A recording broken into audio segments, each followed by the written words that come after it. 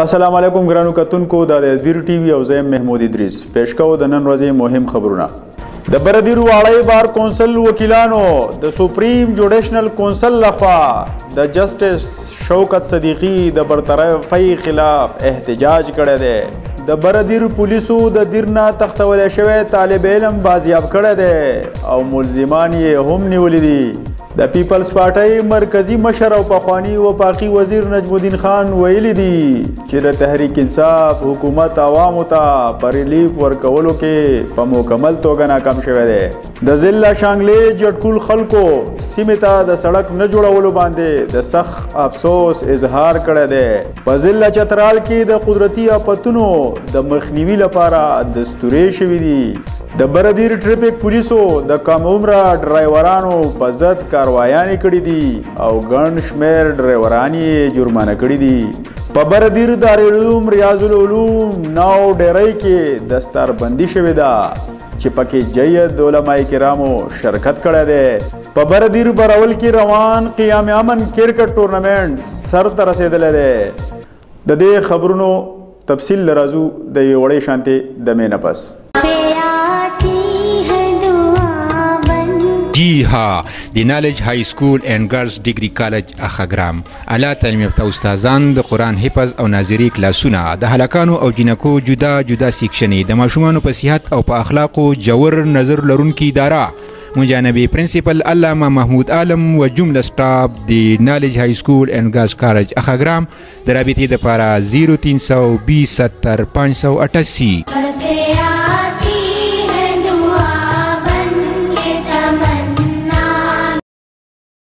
د بردیر تحصیل بار کونسل واړی وکیلانو د جسټس شوکت صدیقی د برطرفۍ خلاف احتجاج کړی دی. بردیر واړی بار کونسل وکیلانو د سپریم جوډیشنل کونسل لخوا د جسټس شوکت صدیقی د برطرفۍ خلاف سخته غندنه کړې ده او د احتجاج په توګه یې د عدالتي کاروایۍ نه هم ډډه کړې ده. د تحصیل بار کونسل وکیلانو په دې اړه دیر ټي وي سره خبرې کړې دي. راځئ چې وی ګورو. मुल्क के दीगर बार की तरह आज हमारी भी स्ट्राइक है और ये इसलिए है कि सुप्रीम जुडिशल काउंसिल ने जो जस्टिस सदीकी के ख़िलाफ़ जो फैसला दिया है हम उसको स्ट्रांगली कंडेम करते हैं. सुप्रीम जुडिशल काउंसिल की जस्टिस सदीक शौकत अजीज सदीकी दा कम रिमूवल कړی دی نو دا موږ کنډیم کوو. د بردیر پولیسو دیر ټاون نه غوا شوی طالب علم بازیاب کړی دی او ملزمان یې هم نیولي دي. د بردیر ډسټریکټ پولیس افیسر میاں نصیب جان په خپل دفتر کې یو اخباري کانفرنس ته د وینا په مهال ویلي دي چې 13 ورځ کسانو د دیر نه یو طالب علم اغوا کړی و. د کومې وروسته چې د دیر پولیسو بروغ کاروایي کړې ده او سمدستي اغوا شوی طالب علم بازیاب کړی دی او ملزمان یې هم نیولي دي. د نیولي شوي ملزمانو نه پلټنې روانې دي. د پیپلز پارټۍ مرکزی مشر او پخوانی وفاقي وزیر نجم الدین خان ویلي دي چې د پاکستان تحریک انصاف مرکزی او صوبایي حکومتونه عوامو ته په ریلیف ورکولو کې په مکمله توګه ناکام شوي دي.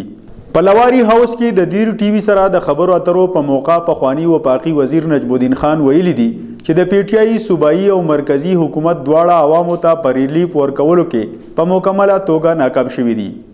دی وویل چې بې تحاشه منګایي د عام ولس ژوند ګران کړی دی. دیو دا هم وویل چې کچرې د منګایي او بیروزګارۍ د لړۍ دغه شانت روانه وي نو ډېر زر ده چې خلک به په سړکونو راوځي. دیو دیر او چترال متبادل لارې د سی پیک نه په ویستو هم د سخت تشویش اظهار وکړو او ویل چې پاکستان پیپلز پارټي به په دې لړ کې ډېر زر په مرکزي او صوبایي سطح آل پارټیز کانفرنس رابلي. د ضلع شانګلې جټکول خلکو سیمې ته د سړک په نشوالي د سخت افسوس اظهار کړی دی. په دغه اړه نور تفصیل ګورو د شانګلې نه د دیر ټي وي خبريال وزیر محمد په دې ریپورت کې. د شانګلې د لري پرتا سیمه جټکول کې د رابطه سړک د نشوالي په حواله نن د سیمې خلکو یو احتجاجي مظاهره کړې. د دوی دا وینا وه چې د علاقه جټکول رابطه سړک چې د ماسیر نه تر جټکوله پورې 6 کیلومتره چې د دې پرانسته 2 کاله مخکې شوې وه لیکن د بدقسمتۍ نه 1 کال مخکې په سړک کار بند شوی دی چې دې له کبله د علاقې خلکو ته یو شمېر ستونزې مخې ته راغلي دي. د ځایي خلکو دا وینا ده چې علاقې ته د روډ د نشوالي په وجه تیر 13 کالو 2,500 مریضان په وخت هسپتال ته د نه رسیدو په وجه په لارو کې وفات شوي دي. دا ټول قوم ولاړ دی د احتجاج لپاره راغلي او دې سړک کې ولاړ دي. اکشن په وخت کې زمونږ ډېر زیات مشران پیدا شي او ډېر خلک پیدا شي او ډېر زمونږ خیرخوا ومي، خو الیکشن چې وشو نو بیا موږ یو کس نه یو. په علاقه کې دومره مسایل موجود دي، د هغې جړ چې دی دا سړک دی، لہذا دپاره د خدای زموږ د دې سړک باندې جلد سے جلد کار شروع کړی شي. د سیمې خلکو زیاته کړه چې د لینک سړک د تعمیر دپاره هر چا دروازه ټکولې، خو لا تر اوسه پورې موږ دپاره اعلی چارواکو څه هم نه دي کړي. زموږ منتخب ممبرانو او اعلی چارواکو ته دا مطالبه ده چې زموږ په دې رابطه سړک باندې زر تر زره کار شروع کړی شي چې د ځایي وګړي نور د مشکلاتو نه خلاصې بیا مومي. د کیمرا ټیم سره وزیر محمد، دیر ټي وي، شانګله. په ضلع چترال کې د قدرتي آفتونو د مخنیوي لپاره مختلفې دستورې شوي دي. د دغه دستورو په اړه نور تفصیل ګورو د غلامات فاروقي په دې ریپورت کې.